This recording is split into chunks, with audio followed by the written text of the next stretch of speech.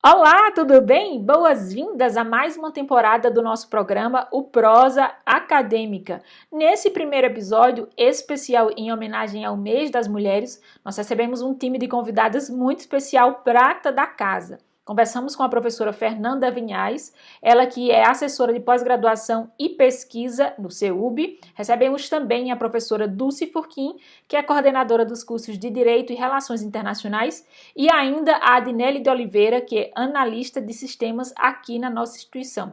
Falamos sobre mulheres na academia e no mercado de trabalho. O programa está muito legal, você não pode perder.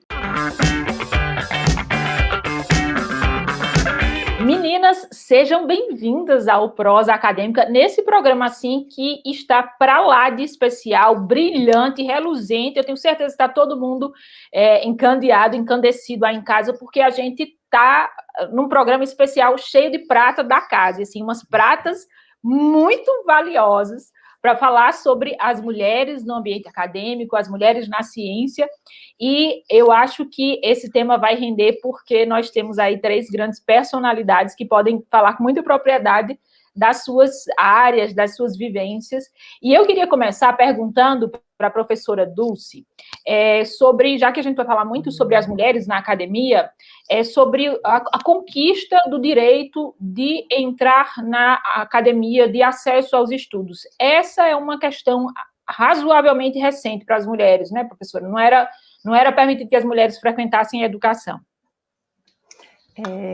Oi, professora Juliana, né, professora Fernanda, Adinelli. Primeiro, muito obrigada pelo convite. Um prazer enorme estar aqui debatendo com vocês e conversando com vocês sobre esse tema tão importante. Bom, existe, assim, algumas questões sobre o direito à educação para as mulheres.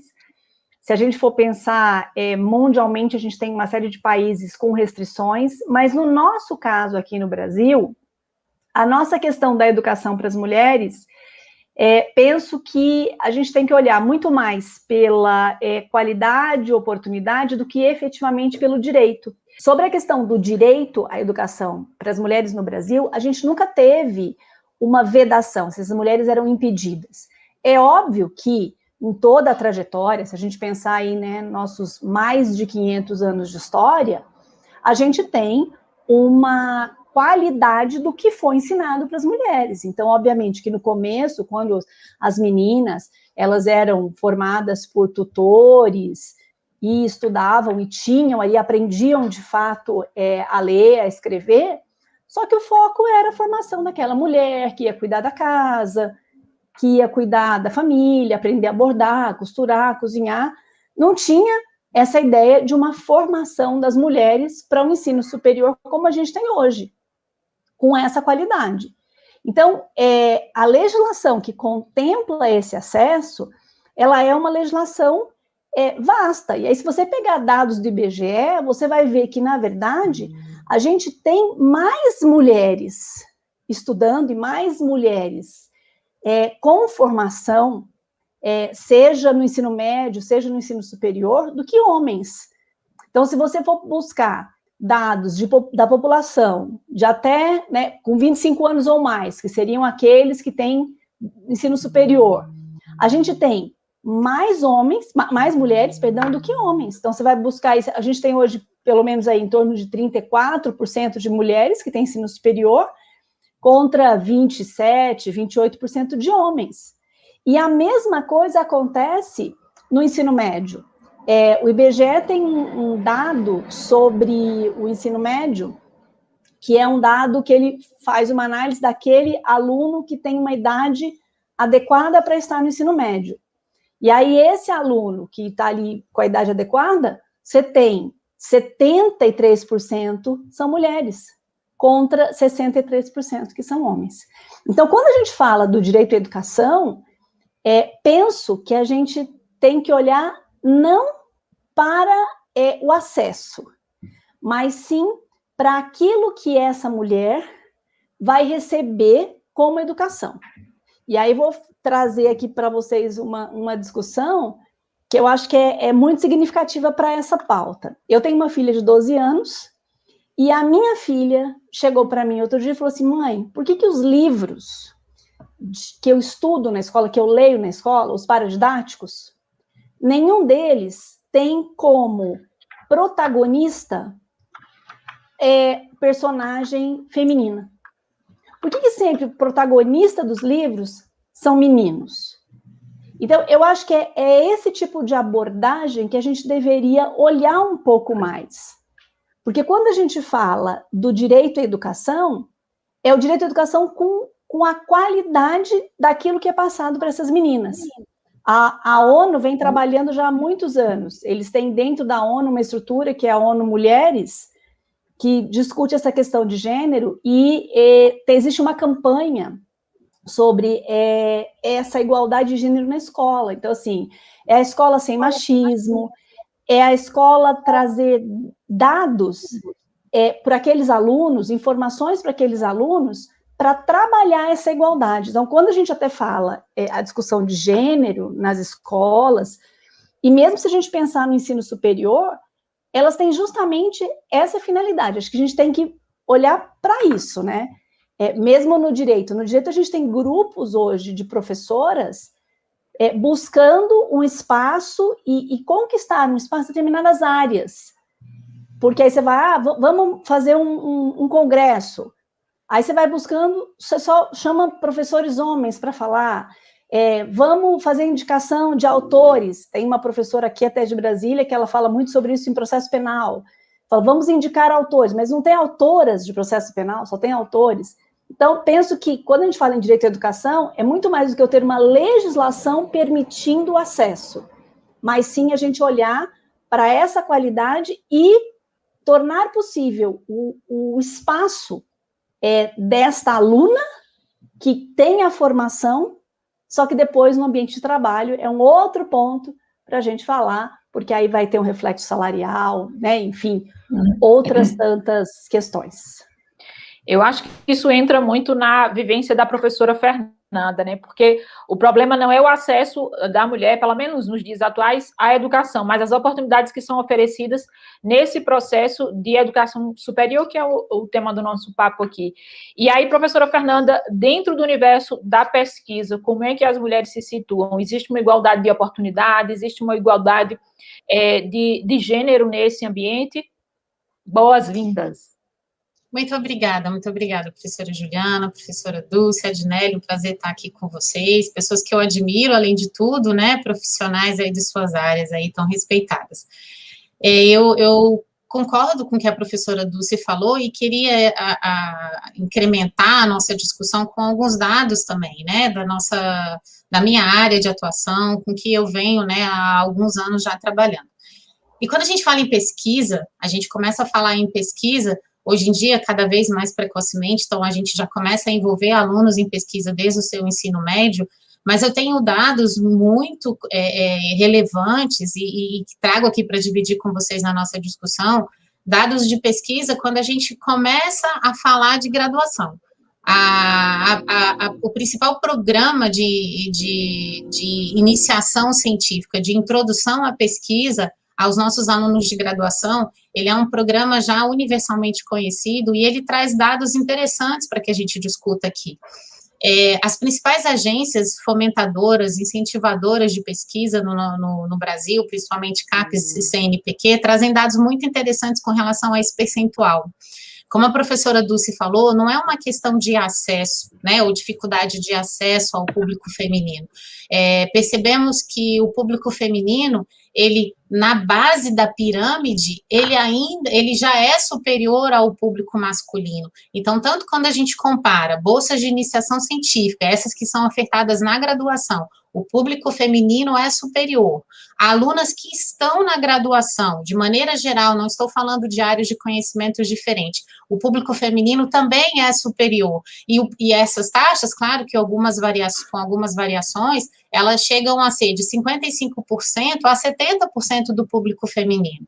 Quando ingressamos no mestrado, a mesma coisa, a gente ainda tem um índice superior de público feminino, e no doutorado ele se torna um pouquinho mais equivalente.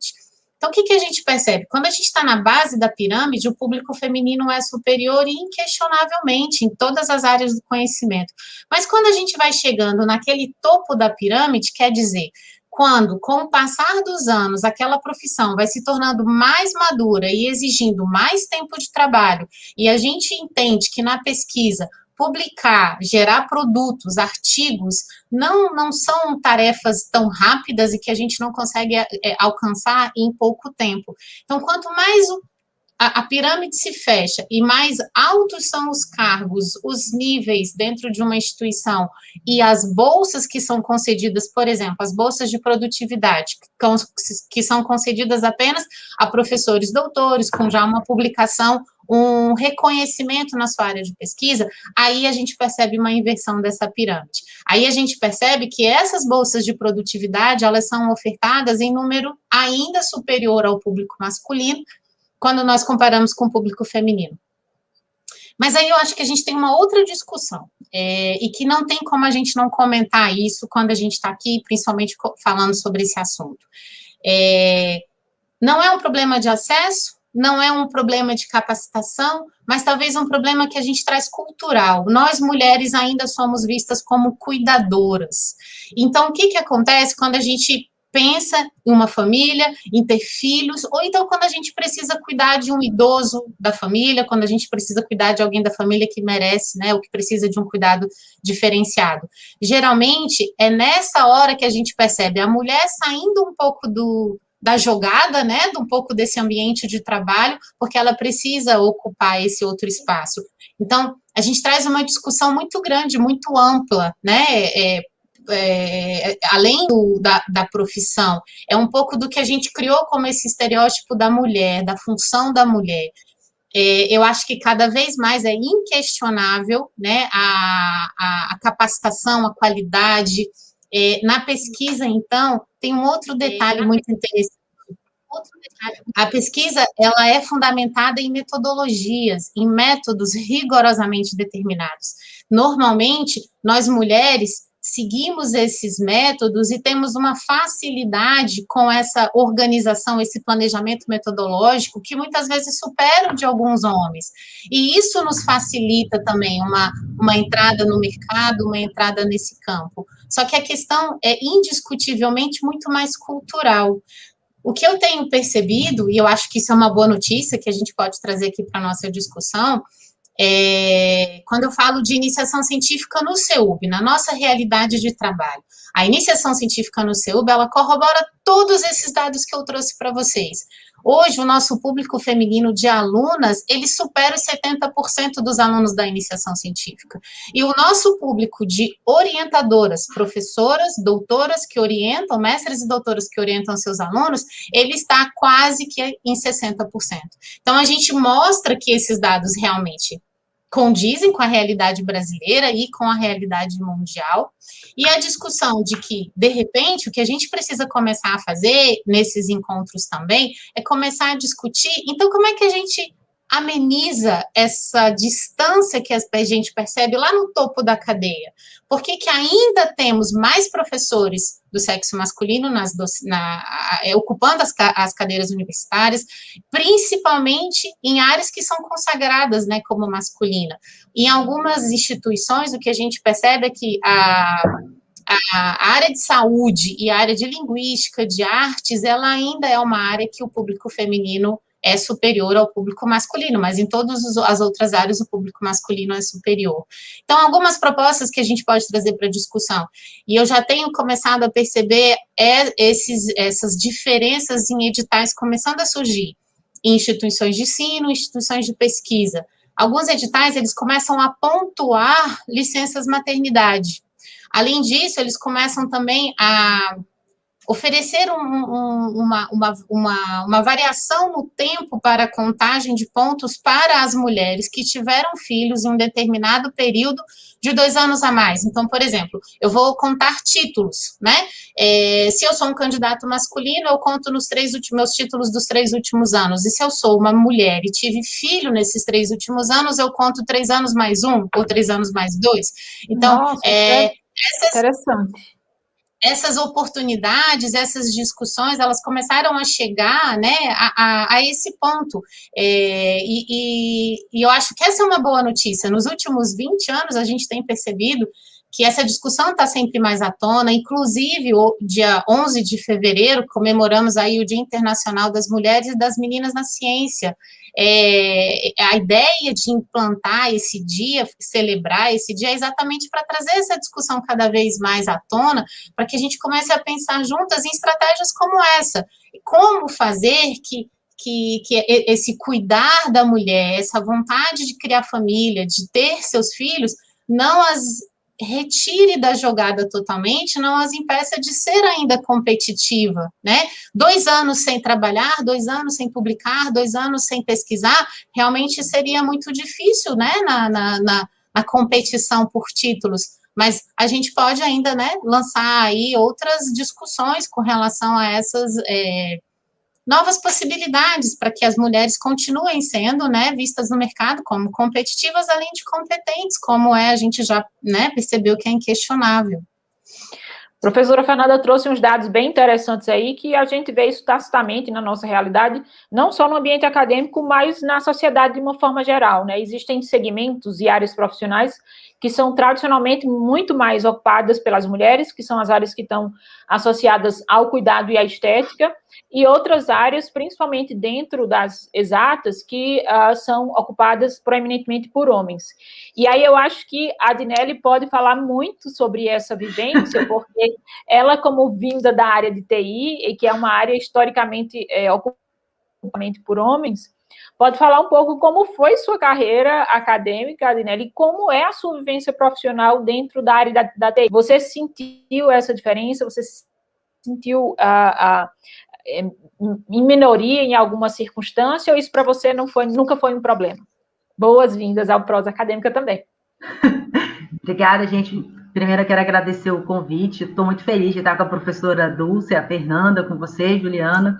E eu achei que as duas já falaram, assim, muitas informações, né, acadêmicas, né, coisas pontuais. E, realmente, eu concordo com o que a professora Dulce falou, com a professora Fernanda também, em relação a essa questão desse problema que a gente tem, que é cultural, que as meninas são ensinadas a ficar em casa, a cuidar da família, né, são mais relacionadas com as áreas humanas. E a mulher e os meninos mais para o raciocínio lógico e exatas. Na minha faculdade, quando eu entrei, eu acho que apenas 10% era mulher. E, às vezes, a gente tinha aquelas brincadeirinhas assim, de Nelly, você tem lógica? Tem que ter lógica. E, assim, você acaba levando... Eu sempre levei muito pelo lado, assim, é melhor eu levar no lado da brincadeira do que começar a pensar que aquilo ali é sério. Mas, realmente, a área de TI tem 20% só de mulheres. É muito difícil. E é uma coisa que realmente a gente fica, assim, é bem contraditório, porque as mulheres, elas estão preparadas, mas na hora de ousar, de enfrentar um universo que realmente tem mais homens, a gente recua. Eu acho que isso é uma característica, assim, da mulher, de uma forma, assim, até é natural. O homem não, mas é ousado. Eu estava lendo algumas informações que diz que a mulher, quando ela vai tentar uma vaga no mercado de trabalho, alguma coisa, se ela lê os pré-requisitos e deixou de atender ela não tenta. Ela não vai lá e fala, vou tentar aquela vaga. Ela recua, porque ela fala, não vou. Isso já não acontece com o homem. O homem é mais, né, vamos lá. Mas, assim, e eu fiquei pensando muito quando eu recebi o convite para participar disso, porque acho que, na realidade, eu nunca parei... Claro, eu percebo que tem pouca mulher desde a faculdade, mas eu nunca parei para pensar assim, poxa, por que eu não tenho mais coleguinhas aqui no meu ambiente, entendeu? E aí eu comecei a ver e eu percebi que, às vezes, eu até fiz aqui uma enquete com o pessoal que eu trabalho, assim, por que você acha que tem pouca mulher aqui? Aí um amigo até perguntou assim para mim, falou assim, Adinelly, tem pouca mulher? Eu falei, poxa, mas olha só aqui o nosso exemplo. Hoje nós estamos na equipe de desenvolvimento, nós temos apenas 10 desenvolvedores, eu sou a única mulher. Aí eu falei assim, não tá óbvio? Aí ele, mas nem percebo. Então eu achei um lado positivo, porque eles não me encaram, né? Quando tiver, ela é mulher, né? Mas assim, eu sei que é difícil, já participei, por estar trabalhando no ambiente acadêmico, eu acho que é até mais fácil para a mulher. Mas eu já trabalhei em empresas, e aí eu concordo com o que a Fernanda falou em relação a essa questão da mulher ter aquela... cuidar da família, dos filhos. Na profissão de TI, eu mudei várias empresas, né? É uma coisa normal, ainda mais quando você está começando na carreira, você começa a se especializar e você troca de empresas, você recebe ofertas de trabalho, a profissão de TI é um pouco diferente, geralmente você escolhe quanto você quer ganhar, geralmente nenhuma profissão você chega e fala, olha, minha pretensão salarial é essa, geralmente já tem um valor e tudo mais. E eu acho que isso atrapalha um pouco a mulher, né? Porque a mulher sempre fica mais, assim, acuada. O que eu queria contar, até em relação a essa questão da maternidade, que aconteceu comigo, né? Quando eu trocava de empresas, eu falava assim, meu Deus, eu não posso engravidar agora. Como é que vai ser? Eu vou chegar na empresa e vou falar, estou de licença maternidade? Então, assim, tem coisas ainda que a gente, né? Com tanto avanço que existe, a gente ainda se depara com esses tipos de limitações que a mulher tem que enfrentar. E aí, o que acontece? Em tecnologia, a gente é muito assim de entregas, é produção. E às vezes a mulher é muito mais produtiva do que um homem, mas acaba a gente esbarrando nesse tipo de coisa. Infelizmente, aconteceu comigo. Quando eu trocava de empresa, eu falava, nossa, agora eu não posso engravidar. Como se a gente tivesse o controle dessa situação. Então, é um julgo desigual. Mas eu não gosto muito da ideia de pensar assim, poxa, tem poucas mulheres no mercado de TI, mas agora a gente vai ter que contratar uma mulher porque tem poucas mulheres. Eu acho que é difícil também isso. Eu acho que a gente tinha que começar a ter políticas que realmente incentivassem a mulher para que ela estivesse ali, porque ela é boa, ela estudou, ela é uma boa técnica, ela consegue desenvolver as atividades dela como qualquer homem. Acho que é isso. Adinelli, é verdade que a gente deve muito às mulheres na área de TI, de uma forma geral, né? A gente tem várias mulheres proeminentes nessa área, inclusive o primeiro algoritmo da história foi criado por uma mulher? Foi. O primeiro algoritmo da história foi criado por uma mulher, e o engraçado é isso, que essas coisas, elas não são divulgadas, né? A gente acaba sem saber. Por quê? A gente já está tão com aquela ideia de que o homem é melhor na exata, é melhor na matemática, no raciocínio lógico, que a gente acaba não conseguindo criar aquela ideia inspiracionais, né? Isso. Não, gente, ó, e eu já trabalhei com programadoras e analistas sensacionais. Não vou dizer que são melhores, mas assim, tecnicamente são excelentes, entendeu? Então não tem essa, mas eu acho que acontece isso. A área de TI, quando a gente ainda fala de TI, o pessoal só consegue também imaginar números, 0 e 1, processamento e matemática. Isso não acontece. Na área de TI, ela é uma área gigantesca. E geralmente, às vezes, quando até você entra na área, você não sabe ainda o que você quer. Então, tem várias áreas de conhecimento. O que acontece? Na faculdade de TI, a quantidade de homens é bem superior. E, às vezes, eu tive várias amigas minhas que, quando começaram a estudar, por ter aquele ambiente, desistiram da faculdade. E é triste, porque todo mundo querendo consegue fazer as coisas, entendeu?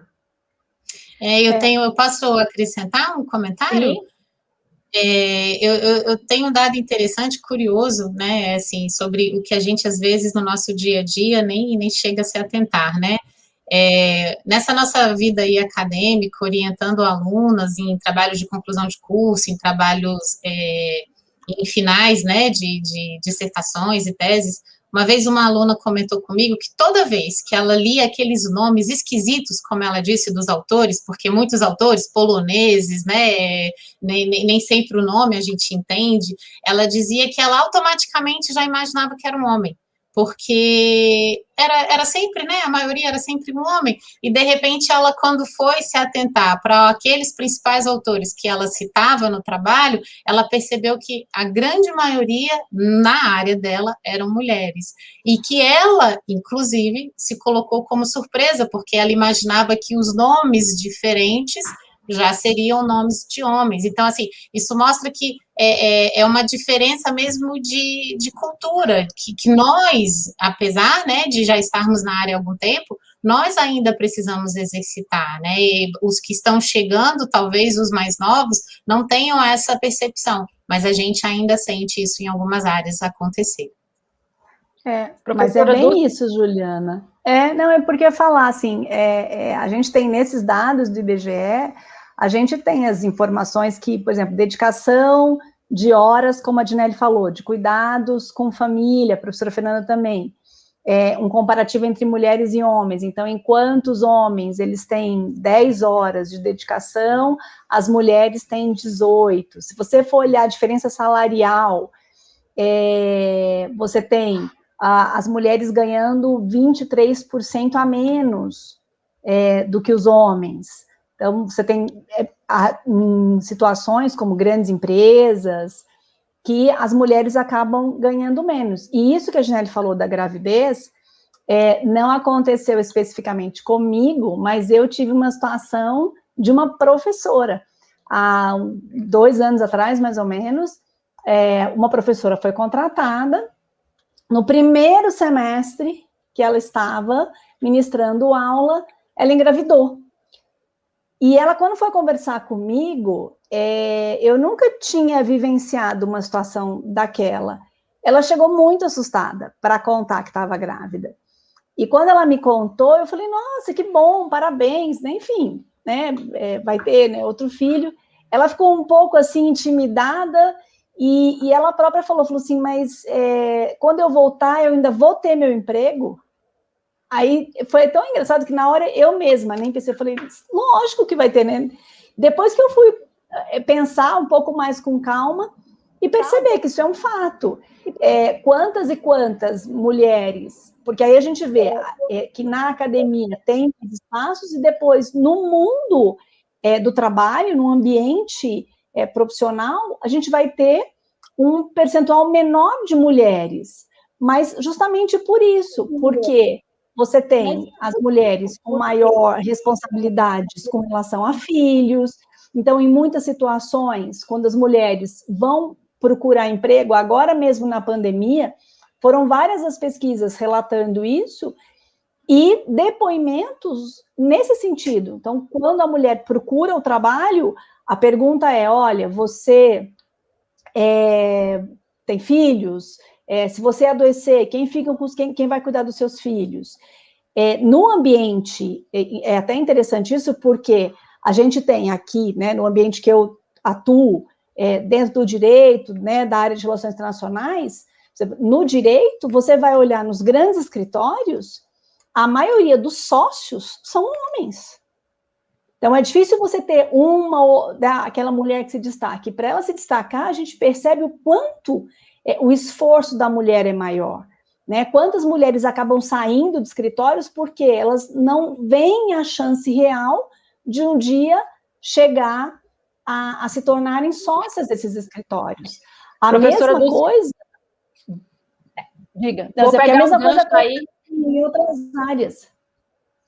Na sua pergunta e tocar no ponto que eu considero que é bastante nevrálgico dentro da área de direito e que isso foi discutido recentemente em função de uma audiência que foi gravada de uma jovem que entrou num processo sobre estupro e assédio sexual.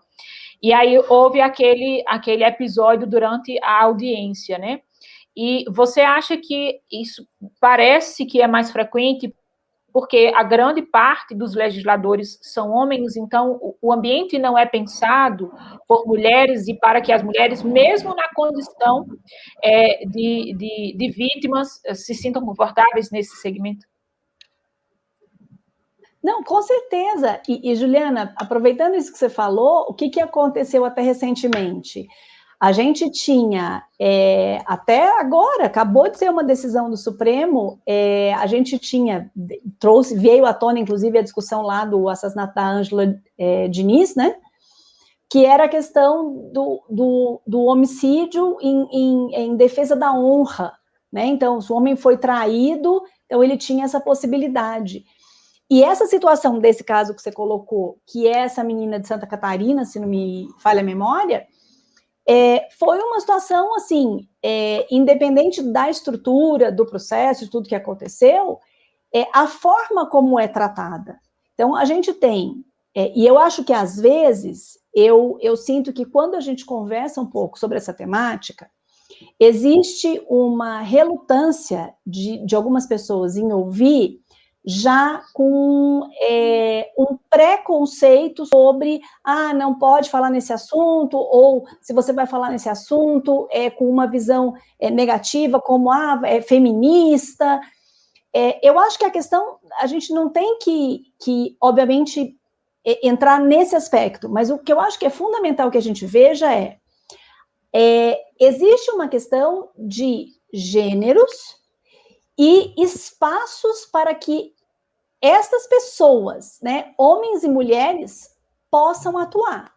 Então, recentemente também, o CNJ reconheceu e determinou que agora, em toda a estrutura do Poder Judiciário, tá, do Supremo ao juiz de primeiro grau, exista a flexão da denominação. Então, se eu vou chamar o juiz, eu tenho que chamar a juíza, o assessor, a assessora, o ministro, a ministra, o desembargador, a desembargadora, e assim, né, até o estagiário, a estagiária. Então, muitas pessoas falam, mas isso é nada. Não, isso é algo importante para você identificar que, se você tem um profissional, uma pessoa que estudou, né, um homem e uma mulher, quando ele vai buscar desenvolver as suas potencialidades profissionais, as condições para estes dois, né, têm que ser as mesmas. Então, eu acho que isso é fundamental a gente olhar hoje em dia. Então, se e que a gente tenha um Estado que, de fato, seja democrático de direito. Exatamente, assim, a gente tem que permitir, como aí, a gente, assim, poderia discutir essa questão em vários aspectos, como a participação das mulheres na política. Então, esse trabalho que a ONU Mulheres faz, ele faz um trabalho também, já desde 2010, falando sobre isso. A gente tem que formar pessoas que tenham habilidades porque a Adnelly falou, muitas vezes a mulher, ela é menos combativa, talvez ela seja, né, até pela própria formação, digamos que fisiológica, eu não entendo, talvez a Fernanda até possa falar assim, isso não faz sentido, mas às vezes até pelo próprio jeito que a gente, né, organicamente falando, a gente não tem essa forma de agir.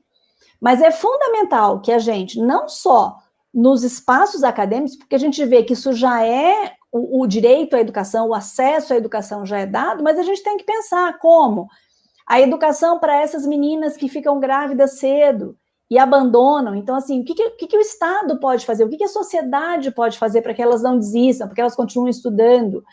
A questão da mulher depois profissional, que tem filhos, né, no ambiente de trabalho, em que medida o ambiente de trabalho deve propiciar isso? Então, tem um espaço, tem tantos lugares aí que tem a própria creche, tem o próprio espaço ali para a pessoa poder retornar ao trabalho. Não limitar, ou de uma certa forma, no momento em que você vai fazer uma contratação, e aí como, né, quando você convidou, eu fui olhar os indicadores dos professores dentro ali dos dois cursos. E é isso, no direito a gente tem mais homens, né, com uma diferença menor ali, 55 e 45 mais ou menos, 55 homens e 45 mulheres, mas em relações internacionais, 70% do corpo docente é homem, e só 30% é mulher. Então, assim, se no ensino superior, se até, né, desde lá do ensino fundamental até o ensino superior, o número de mulheres é maior, o que acontece no momento em que a gente olha para os indicadores do mundo do trabalho? Por que vai ter essa diferença? Então, a gente, de fato, acho que a gente tem que pensar, tem que discutir, e tem que ter ações e promover essas ações para que essa igualdade que tanto a gente fala, né, essa igualdade de participação, ela seja realmente efetiva. Fernanda, você falou de um aspecto, eu fiquei aqui pensando, e coadunou com a fala da Adnelly. Ela falou que na TI as mulheres precisam ser mais ousadas, né, e que elas só se aventuram a uma determinada vaga se elas tiverem 100% dos pré-requisitos, e isso hoje tem ganhado um termo próprio, né, que é síndrome da impostora, né, que é você achar que sempre está atrás daquele padrão que foi bem definido. Será que essa questão que você levantou, de que as mulheres são mais rigorosas com a questão dos procedimentos metodológicos, não tem um pezinho nessa questão, hein? Eu acho que sim, quando a professora Dulce comentou sobre a fisiologia, sabe, professora Juliana, a gente pode até extrapolar para esse campo, sim. A gente tem estudos que confirmam essa questão de comportamento da mulher e que está, sim, atrelada à fisiologia, à produção hormonal.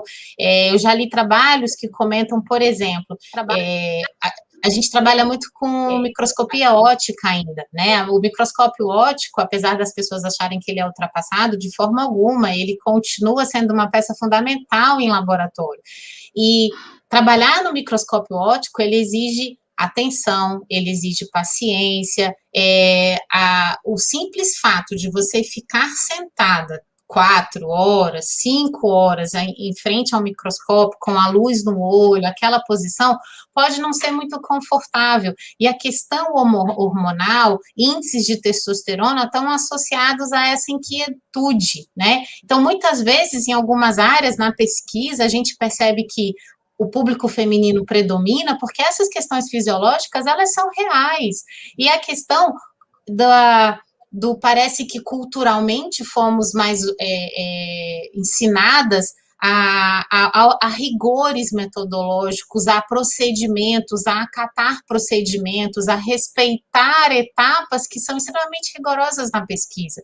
Então, eu acredito que sim, essa questão fisiológica e cultural comportamental, ela vai demorar ainda muito tempo para se modificar, se é que a gente vai perceber isso acontecer algum dia, né? Mas eu acho que, assim, se eu posso trazer uma fala diferente aqui, uma fala para essas mulheres que estão nos ouvindo e que têm interesse em entrar nesse mundo acadêmico, na pesquisa, eu acho que a palavra-chave é perseverança, porque se a gente sabe que na base da pirâmide as mulheres são maioria, elas entram na faculdade ainda em maior número, elas têm acesso à educação ainda em maior número, elas recebem um maior número de bolsas em níveis diferentes de conhecimento, mas quando elas vão para o mundo do trabalho, quando elas serão contratadas, vem a dificuldade. Por quê? Porque eu estou na minha idade ainda reprodutiva, eu estou na minha idade fértil, eu ainda posso ser mãe, eu ainda posso me afastar,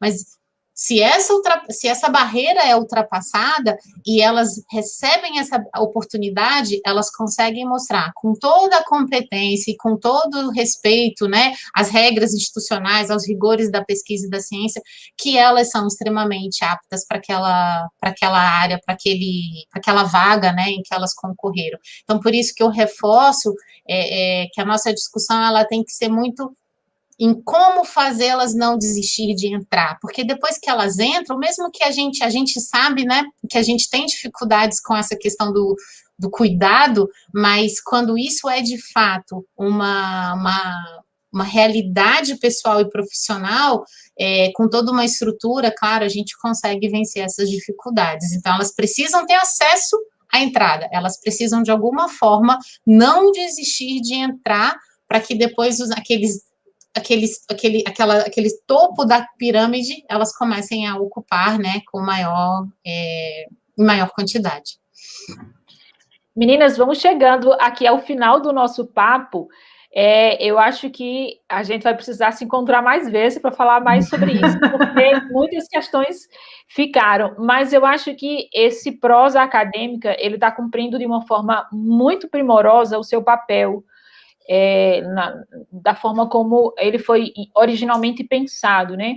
Eu acho que todas as pessoas que estão aí nos assistindo, independente da sua identidade de gênero, estão certamente com mais dúvidas a respeito de tantas questões do que elas tinham quando chegaram aqui. E aí, se existe um espaço para que muitas dessas questões sejam respondidas, este é o espaço que a gente está, na academia, né? Então, eu queria abrir o espaço final para que vocês faça o convite, como bem a professora Fernanda colocou, para que as mulheres permaneçam nessa jornada, mas mais do que isso, que elas busquem compreender todos essas nuances e tentar, de alguma forma, nos seus micro-universos, propor algumas mudanças. Então, Adinelli, o que é que você tem a dizer para as mulheres que estão pensando em entrar ou de seguir e permanecer na carreira da TI? O que é que você tem a dizer para elas?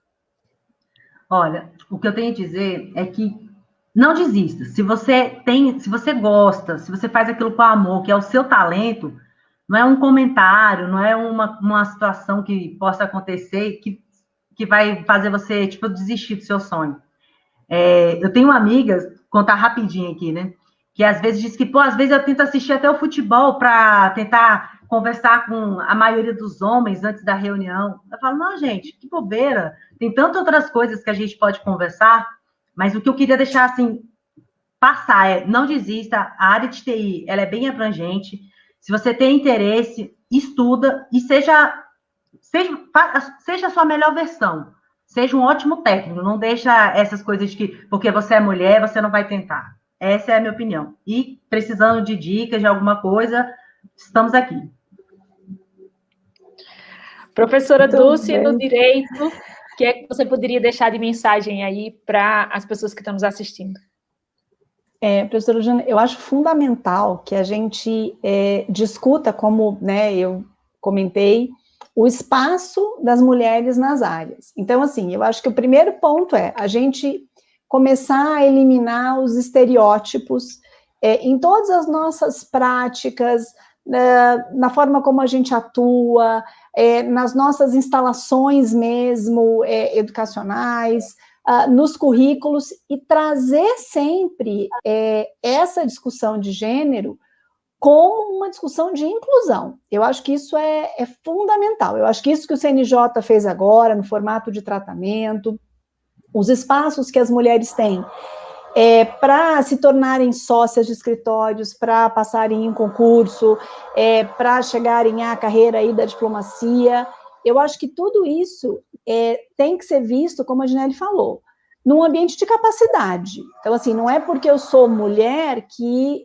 eu vou me restringir a uma área ou outra, porque nesta área eu não tenho espaço pelo fato de ser mulher. Eu acho que isso vem mudando muito. Eu acho que os espaços, a gente vê, por exemplo, aqui em Brasília, a formação da estrutura hoje da gestão da OAB de Brasília é uma formação paritária. Então, eles têm o mesmo número de conselheiros e todos os cargos de gestão lá, entre homens e mulheres, iguais.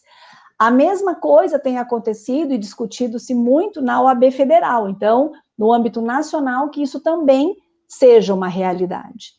Então, acho que o esforço ele tem que ser conjunto. Eu acho que isso é uma preocupação que não tem que partir das mulheres. Eu acho que isso é uma preocupação social, até porque tem uma série de indicadores econômicos, o próprio Banco Mundial faz esse trabalho, de avaliar que as mulheres com capacidade produtiva são aquelas que tiveram uma formação, né, educacional e que têm espaços para trabalhar.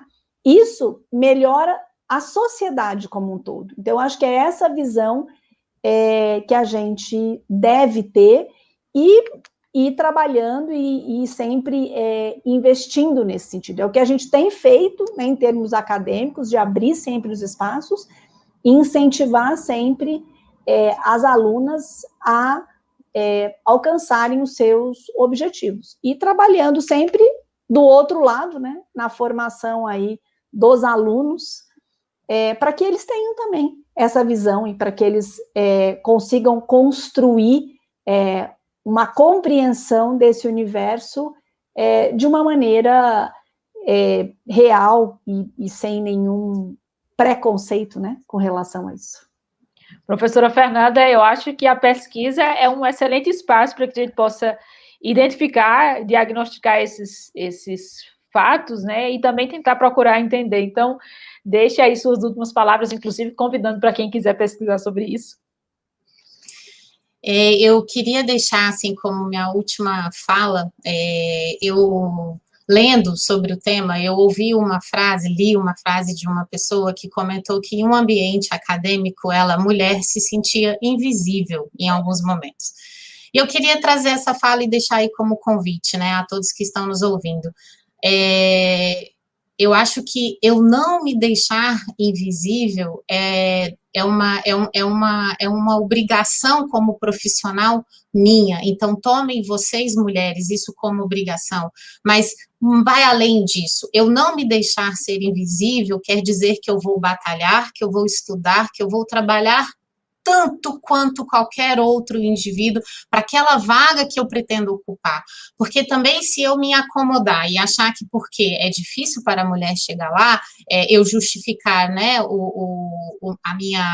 a minha decisão de nem chegar, eu também vou me tornar invisível. Então, que nós, mulheres, não deixemos que ninguém nos torne invisível, mas que primeiro nós mesmas não nos tornemos invisível para nós, para os nossos desejos, para as nossas vontades, para os nossos sonhos. Se é esse o nosso sonho, que a gente aprenda o caminho para batalhando, estudando, porque em todas as áreas isso é fundamental, mas para que a gente tenha a condição de chegar lá sem nos tornarmos invisíveis para nós mesmas. Eu acho que essa é a principal mensagem que fica aqui agora para mim e para todas as futuras pesquisadoras que, se Deus quiser, vão trabalhar aí junto comigo no futuro bem breve. Deixa o pessoal também vir para a TI, hein, Fernando? Com certeza, Dinelly, precisamos muito de vocês da TI. Ai, adorei, Dinelly. Nossa, excelente.